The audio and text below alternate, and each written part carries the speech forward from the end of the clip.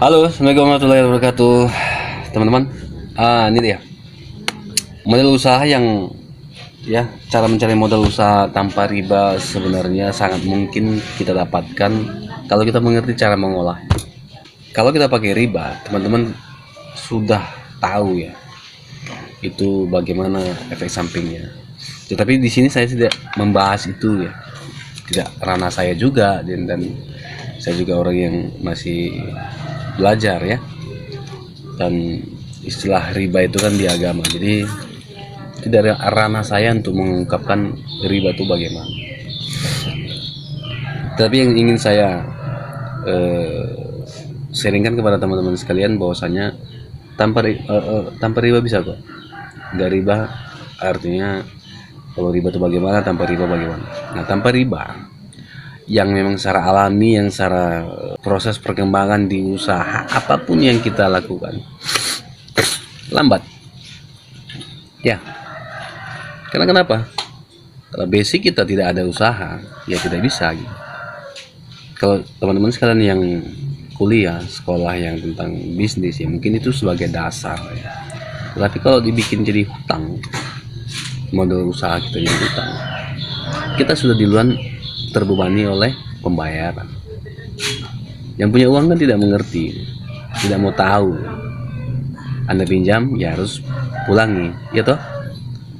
Nah, kalau kita memiliki modal usaha tanpa utang dari gaji kita yang kita sisihkan sengaja untuk kita mau merintis apa dan menciptakan keuntungan berapa, ya karena itu hal itu yang perlu kita pikirkan. Nah, kalau di dalam usaha kita tidak memikirkan bagaimana keuntungannya, tidak memikirkan bagaimana kita bisa mendapatkan profitnya, ya itu hal yang memang abu-abu. Tapi di sini saya mau terangkan kepada teman-teman sekalian, memang ketika kita buka usaha, kita siapkan semuanya itu kan sudah habis dimakan oleh peralatan bahan baku. Tapi kalau kita sekali lagi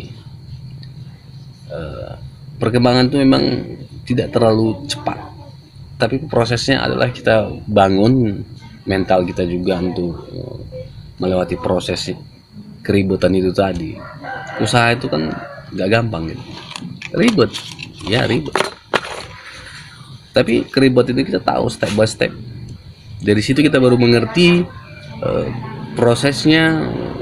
Teman-teman mau produksikah atau mau ngambil dari barang orang, ngambil selisih modal, terserah gitu. Tapi yang perlu teman-teman pikir, dari saya punya pengalaman dulu waktu jualan dulu, belum mengerti apa-apa, udah kredit kereta baru 3 bulan nggak bisa bayar, tarik dengan ikhlasnya gitu, mau nggak mau, suka nggak suka, karena beban yang kita apakan sudah nggak tahu muternya kemana gitu. Tambah lagi jualannya untuk putaran tidak kurang.